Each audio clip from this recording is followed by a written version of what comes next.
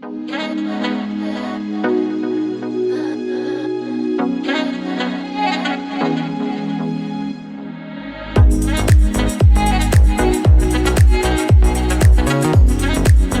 Seema, how would you go about creating something like this? What is the thought process? What goes into this? It's beautiful, delicate. It's not something I think people would wear every day, but maybe going to the races you could wear something like this, or for an elaborate party, but it's very much a part of competition hairdressing. So how do you go about it? So yes, the inspiration is hats and things like that a person would wear on their head for, like as you said, like if something is like for races, I'm not too sure, but yes, the inspiration. I'd wear it. I make it for a day in the races. Yes, sure. I'd wear it. So it can be made in the whatever hair color that you want. It requires a lot of experience, delicacy in the hand, because you're going to be so soft with your work. It's all been done with, most of it is done with hairspray rather than glue. Right. Because you have options of glue, but you will get that white, that transparent glue thing. So most of these things are done by hairspray only, and so each hair is combed into place strategically. From a mesh like this. This is also with a hairspray. Okay. So I just comb it through and then put the hairspray, and I create fabrics from that. So if I had to do something like that, I would actually with a tail comb arrange it in the way that I want it, and then one of our hairspray bottles which are done with. So you arrange it on that so that it gets you get a three-dimensional movement. Curve. You need some curves, you need some movements. So during the last class, which just got over, I was teaching them different elements, each being different. Right. And then I wanted to complete it. So I had these each being a different element. All I did was put them all together. And I created this. It's like an asymmetric thing. So, you find that everything is different, but it's it's come together so beautifully all together in a shape. I mean, I suppose it's the color, I suppose it's the detail. It's just like this, which you just made it. So interesting, I love it. Can I try it? Sure. Can I try it? Yeah. Oh, it's fab. It is fabulous. I would totally wear this. I enjoy these challenges of, like, this was, as I said, not planned, and I taught different elements, and then I finally decided to just put it all together.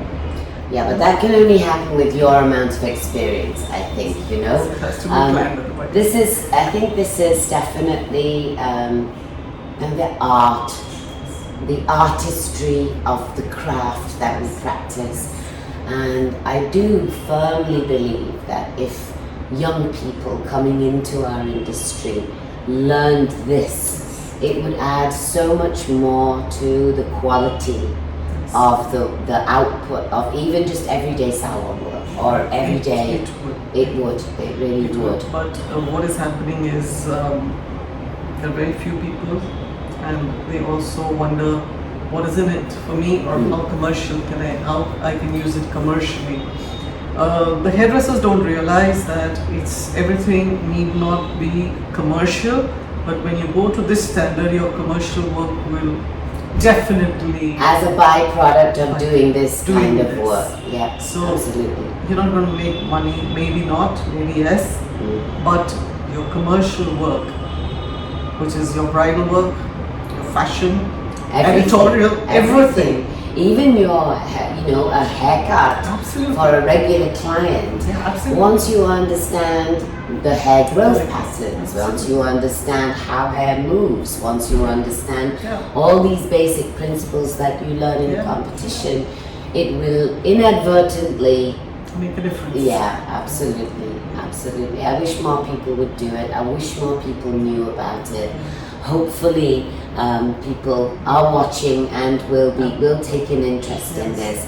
Unfortunately, we need to clone you in order to teach the talent in India. But on another note, for your own personal career, what's next for you? Like, how do you see your career evolving now from everything that you've achieved? Yes. With all the experience that you have, you're giving back your experience in the form of a book, in the form of your training academy, where people can come and learn these modules on your Yes. course.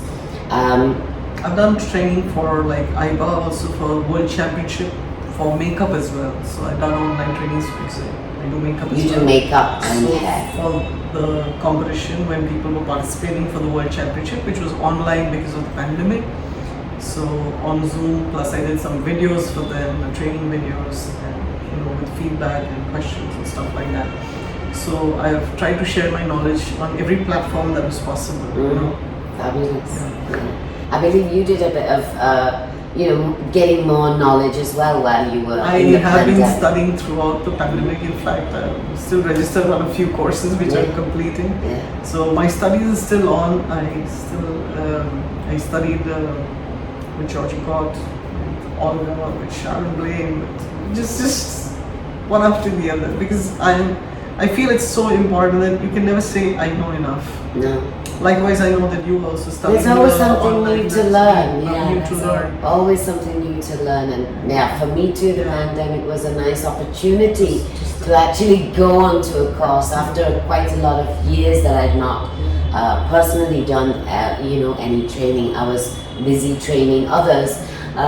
So yeah, it was a great opportunity in that sense. But I've been studying continuously, Yeah. almost without a break. Yeah. At least 2 to 3 courses per year with Brilliant. trainers who could make a difference to my levels, so that I can give back better. Yeah. So what will you do with it now? What's next for Seema? I still continue teaching.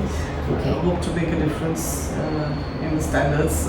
Recently, I had one student who is going to represent India at the World Skills. Wow. So she was here for the training as Okay. well. Okay. So, a lot of trainers come to me, like various companies and chain of salons. Yeah. Either I design programs which are required according to their, whatever's the requirement, or I'm training people for championships. So I do this. So, when it's trainers that you train, you know that this can pass to many more people. Yeah. And I think when I came the other day, the kind of work that they were all doing and how enthusiastic they were about what they'd learned from you was very refreshing and lovely to see that there are people who are very interested in doing this kind of work and evolving their craft and mastering their craft. So that's lovely. So I think, where does that leave you? You're giving back all the time with the work that you do. I know that you've had a sort of many years of experience, and you're looking to change certain things in your life right now. Yes, maybe sort of moving in a little differently. I believe the British Hairdressing Awards are opening up to international countries, and that is a very exciting prospect for me. And you're saying I have to go for it. I am saying that you have to represent India at the British Hairdressing Awards in 2023. Yeah, and so for that we will be back, because maybe we'll do another chat with Seema as this evolves, because it would be a very interesting journey, I do believe, and I am going to partner and work alongside with Seema, and if she does do that, which I'm pushing for her to do now. So Seema, the reason why I sort of wanted to sit down and chat with you is that I'm going through this thought of what will the hairdressing industry look like in the future. According to you, if you were to have your wildest dreams come to fruition, how would the industry look for you? It's going to be fantastic. Let me quote from something that I mentioned in the book. So there's a mention in the book which I've done as part of my research that the Srimad Bhagavat, there's a reference from that and from the Brahma Samhita. So the Brahma Samhita has text, and I've mentioned which text, which verse and everything. That there are something which is called Kala, means arts. And there are 64 arts, and one of them is hairstyle. Okay. Coming then to the Srimad Bhagavat, again I have quoted text, and in that it mentions that during the Kali Yuga, which means the period that is going on now, a person's beauty will be recognized by one's hair. Interesting. So we are absolutely in the right profession. Our scriptures have mentioned it, and in my book I have even mentioned which chapter, which canto, which verse mentions this, that the beauty will be recognized by one's hair during the Kali Yuga. So there it is. So the industry is going to go great. It's going to flourish. Good. Fantastic. And hair is the right profession to be in. Right. As an artist. As an artist. So I see a great future. Yeah. Because besides us knowing that things are improving, it's getting more competitive, we've got so much of education happening, and we have opportunities that we didn't have when we started, like what I had in the 1980s and what people have today. There's a big difference. Yeah. So there's opportunities, there's everything going for it, and it's an accepted profession. I mean, that time It was people not. said hajab, you Yeah. know. And today we hairstylists, hairdressers, hair designers, and it makes a big difference. Yeah. I do think the industry has opened up incredibly. I think tech will play an important role in the future of how our industry looks. Like in my mind, I sometimes feel, you know, it'll be very high tech, it'll be very space age almost. Whether that's what I want or wish for, I don't Happy know. to cut the hair. I don't know. I'm happy to cut the hair as well, but the surrounding, the ambience, like will a salon even look like the salon we know today? Will it have the same function? Will it be laid out in the same way? These are the questions that I have, and what will influence those decisions is both the consumer's need and the hairstylist's evolution, right? Hairstylists may evolve, but if the companies make products where people are going to lose their hair, because sometimes a lot of people do a DIY job. And That's a whole other interview. Absolutely. And you know, so, and people have stopped oiling hair and things like that, and the thinning is there, the damage is there. So unless the maintenance is there, unless the growth factor is taken into consideration, there's going to be no hair. Interesting perspective. Yeah. Because the stress levels of working people, and you do notice definitely in the last 10 years, there's been a big change, hasn't there, in the amount of hair fall that people are experiencing. It's an interesting perspective. But that is because very often that the hairdressers are not trained enough. They don't know how to handle Or to advise. you know, like Chemical processes or chemical especially. services. So, you know, if there's good amount of education and the hairdressers are well skilled, and they'll see to it that there's no problem. Like I stopped hairdressing, like as in the salon services in 2012. But I could do a perm, and then I had this client whose perm I did, and then she said, no, my kid was scared of me because of, you know, new hair, and I straightened her hair immediately after the perm, like within 3-4 days. But there was no damage because I know exactly my pH, I know my products, I know what precautions to take.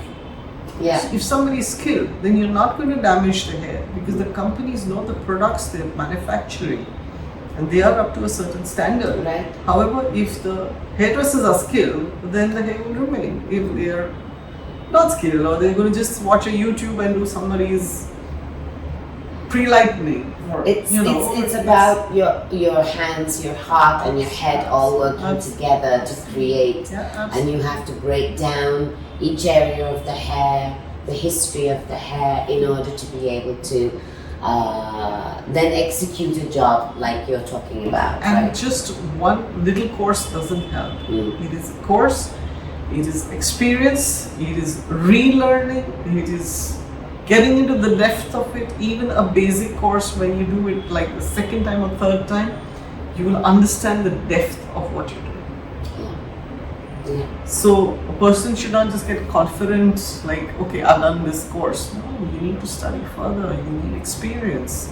And that's what will make you a better hairdresser. It's so Absolutely. important. Absolutely. And then this industry will flourish because we will have the hair. Yes, yes. So that's a nice point, I think, for us to wind up, Seema. The fact that you've shared your vision of how the industry could and should be in the future, and thank you so much for giving me your time. Thank you all so much for joining Seema and I. You can check out the SVJ Academy online. Yes. And also on Instagram, and I will be back hopefully again with Seema for another chat, maybe sometime soon. Thank you, Seema. Thank you all. Thank you very much.